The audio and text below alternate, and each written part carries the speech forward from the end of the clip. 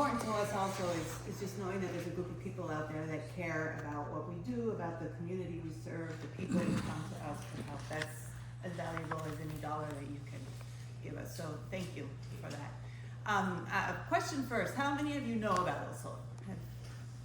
Oh, I love that, yeah. Good. I love it. El Sol has been we're going to be celebrating 20 years next year. And we like to say that we are what happens when a community comes together. There was a situation happening in Jupiter. The streets of Jupiter had a day labor market. Some of you, if you've lived here long enough, might remember what Center Street was like.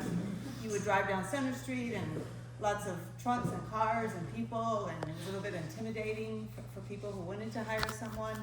And the town of Jupiter came together, the government, the locals, the workers themselves, the different churches, FAU Honors College. Everybody came together and said, all right, let's do something. Day labor markets are all over the United States. This is not a situation that's unique to Jupiter, but most municipalities just close their eyes and pretend like it's not happening. And our town, our area, because it's not just Jupiter, it's really Jupiter Tequesta, came together and something really positive came out of this. Here we are 20 years later, still operating strong, growing. So what happens? The workers, the problem was not only for the streets of Jupiter and for the people who lived around there. The workers would get picked up, taken for a day of work, dropped off and not paid. People would run off. They would drop them off and drive off, or they would say, you know, you did a great job, I'm gonna come and pick you, I'll come tomorrow for a second day of work and pay you tomorrow and not show up. So tremendous amount of wage theft. People carried cash in their pockets. They were known as the walking ATMs, so there was a lot of assault. So this was a difficult situation for everybody, not just the locals who lived in the area, but for the workers themselves. So El Sol opened their doors as a labor hall. And today, right now, there's people at El Sol who are waiting to be picked up for a day of work. We have an organized system. It's a safer system. It's cleaned up the traffic and the chaos on Center Street. That's the heart of what we do, is to have that place, a meeting place, and to make that match between a worker and an employer. So if any of you have putting up Christmas lights, or doing a landscaping project, or need a room painted and you need an extra set of hands, you can come to El Sol, and we've got people there that have experience in doing that kind of work. We match you up and off you go.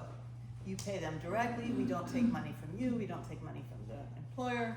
It's just the service of creating that match. Around that, we've grown.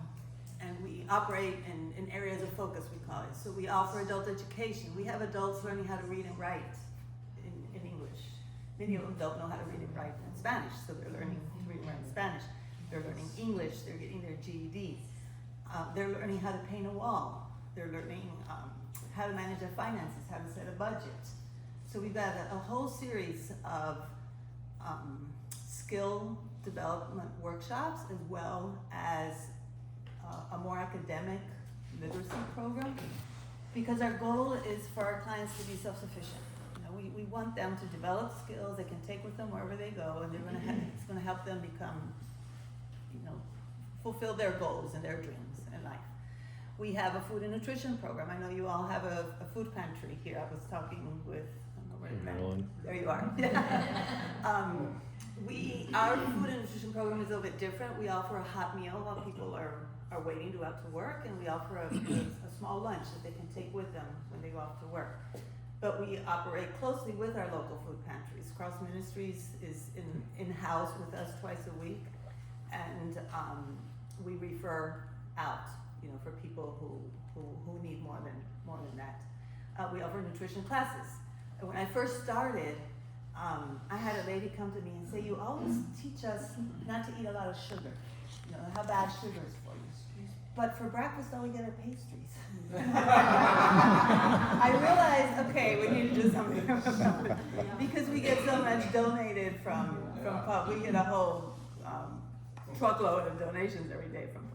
So we started incorporating boiled eggs and sugar and not sugar, fruit, and it's okay to have sugar, it's a little bit, but so at least we realized that our nutrition, they were learning, they were listening to us. Our youth development program is probably our program that's growing the most right now. We work with the children of the families. We have after school tutoring. We have kids who go home with homework and their parents don't speak English. They might not know how to read or write. They don't have computer access.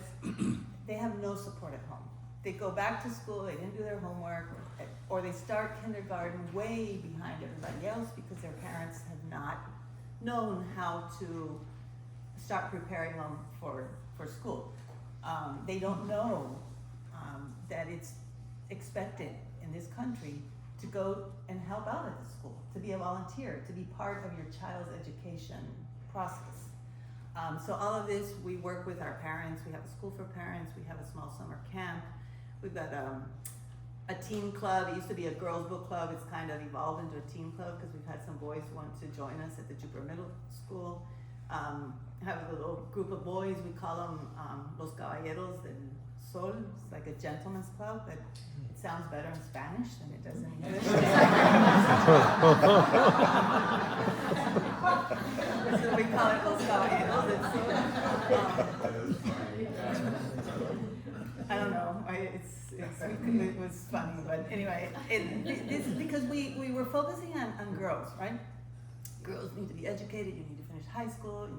You need to, be empowered and have a support group. But it's not only teaching the girls how to protect themselves against the big bad boy. The boys need to learn some skills too, and the boys are learning. They're modeling what they see at home, and the middle school teachers were beginning to see behavior in the boys that were really appropriate towards the girls. So that's kind of where this idea started off. So again, small group, boys, and topics like bullying, basic courtesy, communication, and of course, support with their academics and just support to their parents as well. So we finished our tutoring Thursday. We have some music classes for them at night, and the kids came on stage to sing. And our main tutor told me that one of the little boys was so nervous to get on the stage. He had never been on stage. He had never performed, never done anything in front of a group of people.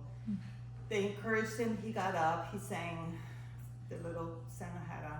And when he came off, he ran to the tutor to say, I did it. And that's something that you only learn that by doing it. So if you don't have these opportunities, he might not become a singer, he might not become a performer, but he learned that he could get on stage and he could face something that he was afraid of. So these are the small wins that you get between the work that you're doing. Community care is our other big area of focus, which is case management and health. And this is where we help people who need support to get legal support, to get health support. They might not know how to fill out paperwork to go to get their kids in school. Our 4 case managers, they don't stop. They're all day. We have a community garden.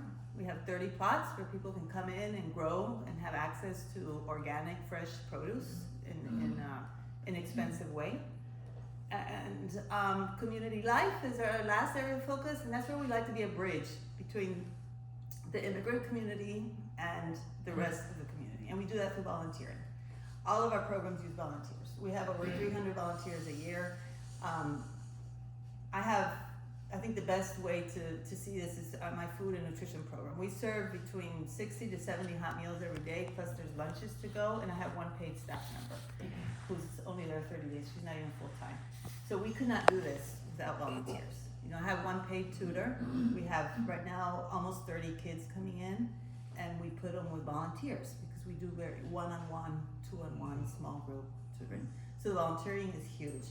The other thing we like to do is have our clients, our workers, come out into the community and offer their support. So we'll go participate in beach cleanups, or we've cleaned up the lighthouse area, we've painted classrooms at the local schools so that our group can give back also. Our clients we serve, most of them come from Guatemala, but we've seen an increase in clients coming from Latin America, especially Venezuela and Colombia. We're open to anybody can come, but the majority of clients that come are the day laborers or immigrants. The type of work they're gonna find with us is hard, it's day labor, it's manual labor, and that's the community here that does that kind of work. That's also in a very, very brief nutshell, but what I'd like to do really is open up to questions, because I think sometimes that's the better way to answer, let you know what we're doing. How long during the day are you open? You start? We're open Monday through Sunday. We open at 7 in the morning. The day labor hall closes at 1, except on Sundays we close at 11. And then everything else starts. Our afternoon starts, our nighttime classes, so we close at 9 o'clock at night. It's a long day then. So they're 7 to 9, but the day labor is 7 to 1. Yeah. How has ICE affected you? So ICE has not been in El Sol directly. They have not walked through our doors. But we have definitely seen the effect in the community. They have been in Jupiter. I'm sure they've been up here in Tequesta. We have supported many families because some family member got picked up. Children whose parents have been taken. We have legal aid. We partner with legal aid, and they're on once a week at our office and offering a lot of legal support right now. So we work very closely with the Jupiter Police Department, and we share a parking space with them, and they're in our office all the time. We have a great relationship with them, and they're concerned because they can't do anything about it. Like, they'll tell me, we don't know when they're coming. I can't warn you, So we have procedures in place. I have had a couple times where I'll get a call at night, and ICE is one, so just lock the doors and I'll get over there if anything happens. But they have not been inside our building. I have a question. So if I wanted to use someone for day labor, is it best to come in that day, or should I maybe call a couple days before and say, this is what I'm gonna need? It's best to come in that day. Okay. We don't know who's gonna come in every day. We have one core group that comes in every day. We have others who might have work on Mondays and Thursdays, so they only come in Tuesday, Wednesday, and Friday. So the best is to come in that morning. You'll be received by Rick, and he's gonna wanna have a clear description of what kind of work, what you need. And I say that's important because sometimes someone will say, I need a light landscape. And then they go into the job and they want them lifting boulders and they have a bad back, or they want them climbing. So we do need a clear description of the job. We make the match. You talk with the worker, and if you all agree, off you go. And then you bring them back to El Sol, and you pay them directly, cash for the most part. So I've also heard that in the past that you're required to provide lunch for them. Is that the case? No. Okay. No, that was really never a requirement.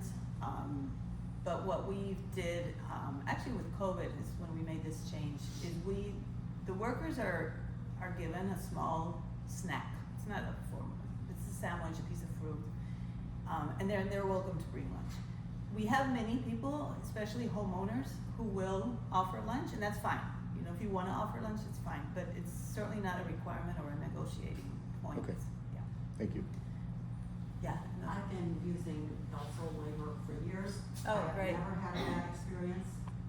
It's been wonderful. I had one fellow for 4 years until he went back home. I said, I need someone who speaks English, and he said hello, and that was about all.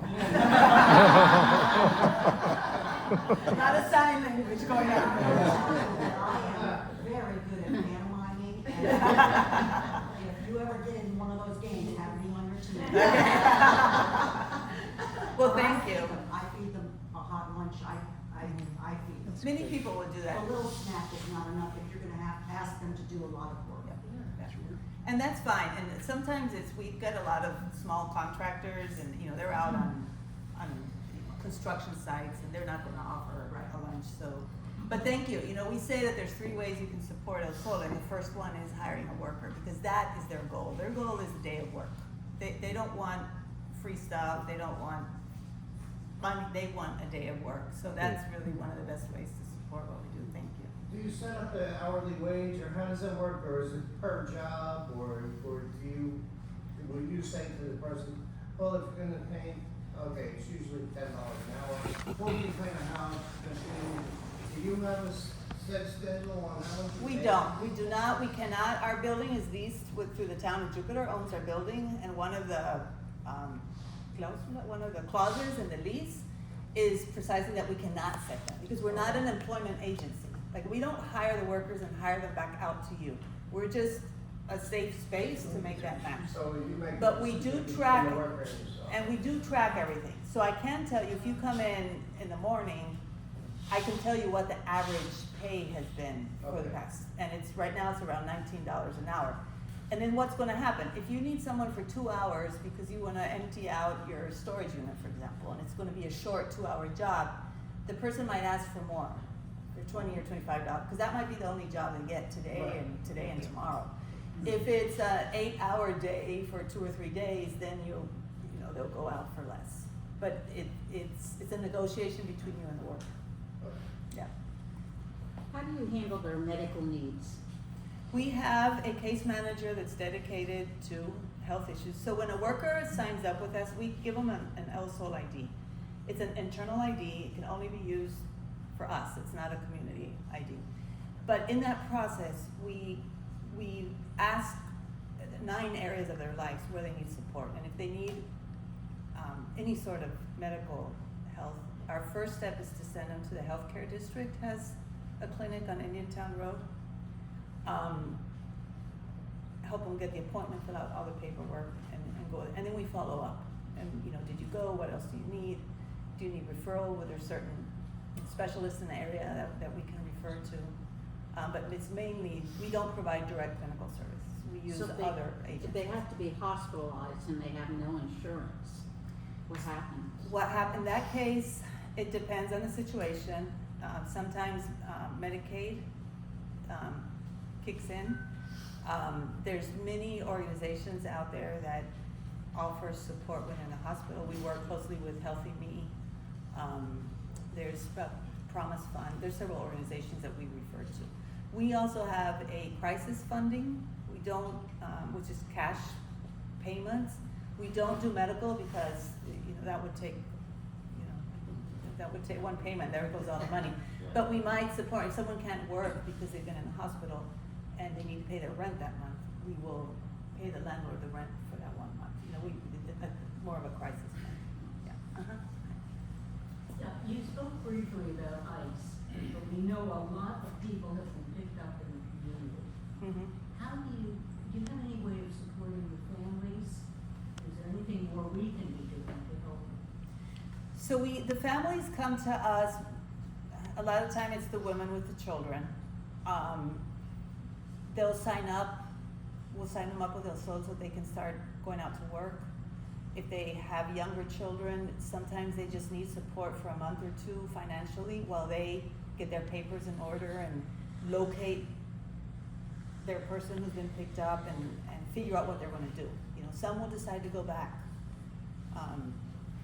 Just get their children and go back, but they might wanna let the child finish the semester at school and then go back. So we've helped people, through the process of making sure they've got their passports, that they've got the paperwork for their children. One of the biggest things we're doing proactively is making sure that parents have signed POAs, power of attorney, whereas if they get picked up, they have left instructions as to who's going to take care of their children. And this has been challenging because we have parents who are afraid that they're signing their children over. They don't understand this whole concept, right? So at first we weren't making much headway with that until parents started getting picked up. And then once they saw it happen, they understood the importance of it. So the legal aid has come in, the Hispanic Bar Association has come in to support us with legal. It's hard to know what we can do. We're not an advocacy. We're not an organization that really gets into the politics of immigration or the advocacy like others do, and it's needed. It's just not what we do. There are groups out there who, if they see someone getting picked up, they'll start filming and asking for a name so that they can call. There's an organization called Peace who's much more active, and I think they're the ones trying to get rallies put together. But that's not part of what we're doing. piggybacking on that a little bit, just with the real environment of life right now. Uh-huh. Are you seeing where your client numbers have gone down just because of their concern for exposing themselves, and then just in concert with that, what are you understanding about just their mental health, how they're doing under the stress of this? There's tremendous amount of stress, tremendous amount of anxiety. We have brought in mental health professionals to offer workshops and sessions. People are afraid. You don't see people out at the parks anymore. You don't see people at the beach. People go to work and go home, and that's it. And we've seen a drop in newcomers to the area. We've also seen an increase in people who maybe were part of El Sol 10 years ago and then got permanent work and got laid off, and now they're coming back. But interestingly, the number of jobs filled, we track everything we do, it's tracked, everything. The number of jobs filled has actually been higher. So we are seeing less people coming in, but we're still seeing employers. The services, their work is still needed. We still see new employers coming in. We've seen a bit of a decline in our nighttime classes, and during COVID we learned the virtual world and offering things virtually. So we've made some changes to adapt. Our youth program, the tutoring actually has grown and has been pretty stable. There's a sense, I think, within the community that people are safe at El Sol, and I've had this conversation with the workers because I don't want a false sense of security out there either. But they're comfortable, they're coming, and they understand that they need to work. They need to continue with life, but it's the minimum, work, food, and home. You don't see all the extras right now. There's definitely a lot of anxiety. So I've used El Sol in the past, and my recollection is that you're taking information from us as well. Are you doing that to help protect the worker? So I stiffed a worker this week, I'm not coming back and getting one next week, right? I guess my question is, what are the protections? What do you guys do to protect your clients from us? So we take, and it doesn't happen very often, let me say that. It's very rare that it happens. We do take name and phone number. We don't do a lot of, like our workers, it's a whole hour-and-a-half interview process. We don't do that with an employer. If a worker comes back and says, oh, he said he was gonna pay me for 5 hours and only pay me for 3, whatever the situation is, our first step is to try to handle it ourselves. So that's part of what our case management team does, and they'll call the employer, and 8 out of 10 times it's a communication issue, and we're able to resolve it internally. If it gets passed beyond that, then we refer them to legal aid. And we mark our system with so-and-so cannot hire until this issue's been resolved.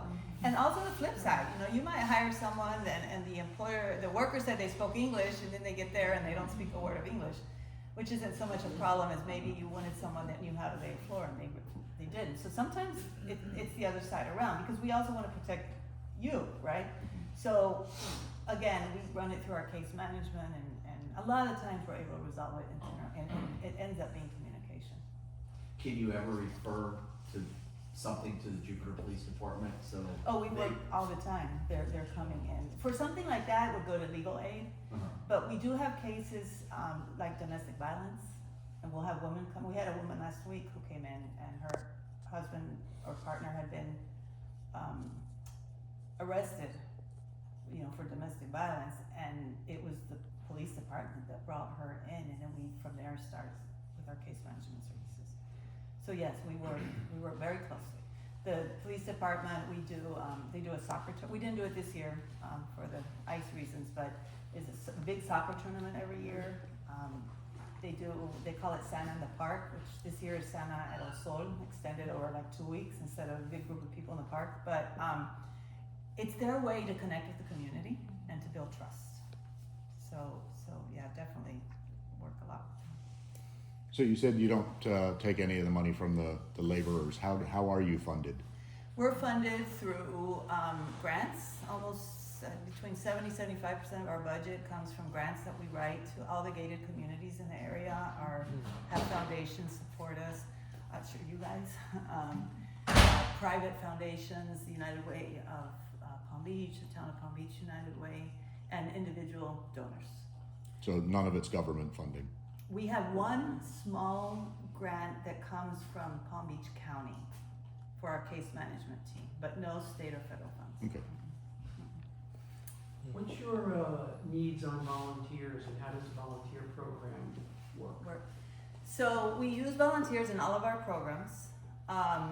We have a volunteer orientation twice a month. You would come in, there's paperwork that has to be signed. You do an orientation, we identify what your interests are, where you would like to help out, and what our needs are at the time. Set up a schedule. I have Cameron's my development manager, and he also does all the volunteering. And then we introduce you to the coordinator for that program, and off you go. And we have people who might come in only once a month, people who come in 3 times a week. We really work with you. So would love to have you. Does everybody, if you hire somebody, do you have to pick them up? Do any have where you could have them just drive out to where For the most part, you pick them up. Most people come to us by foot or on a bike. We Okay. do have some drivers who will, once you've made the match, they'll get in their car and follow you.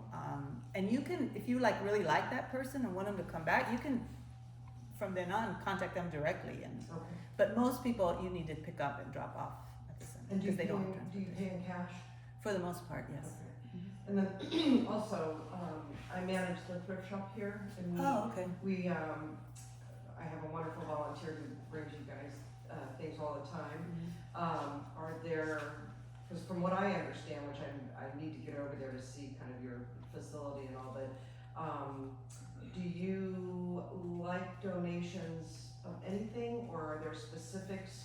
You don't have a lot of room over there, correct? Yeah, we don't have a lot of room, so we take a little bit. We have a space the size of that corner, maybe. So we don't. It's not a big part of what we do is to give away, but we like having that there. When people come for Cross Ministries, they take a lot of what's there. Household goods, clothing, children's clothing. We'll take food. Food is no problem as long as it's unwrapped. Wrapped. You haven't opened it. Our kitchen is a commercial kitchen, so we have to follow all the guidelines. Used toy, baby cribs, things like that we take, but we just can't take huge quantity. We have a sign outside that says, please don't leave donations, and people will come in and there's bagfuls of clothes, and I don't have staff that can sort through that. So I'd love to have you come over, and you when you see what we have, you'll understand. Okay. Yeah. Thank you. Can we contribute on your website? Absolutely. Yes. The ways to help are hiring, volunteering, and of course donations. Our website has a big donate space there. Great. Are you having any kind of Christmas thing for the kids? Yes, it's already been happening. We've been collecting toys with the Jupiter Police Department, but instead of one big party where we're trying to stay away of having a big group of people in one spot. So it's Santa at El Sol, and families have been assigned over this week and next week to come in, trickle in slowly, and we have a room decorated. We're not going to have, normally Santa arrives on the police motorcycle at the car, which is really cute. We're not doing any of that, so families will come, we'll take a picture of them and give them their gifts. So it's a little bit different this time. Thank you. Yeah. There's one in the back. Is there a deadline for toys and all to be delivered to, I guess, take it to the police station? The deadline was last week, but we're doing a pickup this week at the White School. We'll take the toys, even if we don't use them right now because all the children have been given some. We'll hold on to them and use them throughout the year. Okay. Yeah, so we'll take. We have time for 2 more. Okay. So you can see our interest and our heart for what you do. So moving forward, do you have an idea or recommendation on how I would invite you, those of you who are really interested, to come to Oslo. You come as a group, we can do a tour. I can introduce you to our volunteer coordinator for you know, if you're interested in coming to volunteer. Any kind of support financially is always welcome, you know, events or you know, if you wanted to bring a group of your friends over for a tour, as you know, like I brought my book club over once, and you know, getting the word out is important. We don't do a lot, we fly under the radar, okay? You're not gonna see us on TV, but getting the word out about what we do, hiring workers, all of that are great ways to help us. Thank you, yes, and are you in? Whoever it was, in fact, asked my question in a different way. Oh, okay. Which was, but I do think it's a tribute to your leadership and your relationship with the police department that El Sol has not been entered by ICE. So I will ask you, looking ahead at 26 and 27, where this is probably not going to stop the ICE, what is your greatest need beyond hiring workers and contributing financially? What we have to focus on is protecting our community. How are we going to modify what we do to take care of our community? Are we gonna go virtual? Are we gonna offer services? You know, that's what we have to. That advocacy piece that we don't do is important for the community, just for the general atmosphere that we're living in. Being out there and advocating for this community is huge, and it's not something that we do. We are focusing. I really want to strengthen the youth program. These children who are being left alone or scared because they're seeing what's happening. So support for our youth program, you know, again, financial or volunteering. Really, that's the biggest way that you can support us. Your receptionist, Thank Anna. Anna? Anna is one of our persons. Right. Yes. Yeah. Yeah, she's great. Love Anna. Well, let's give Suzanne a big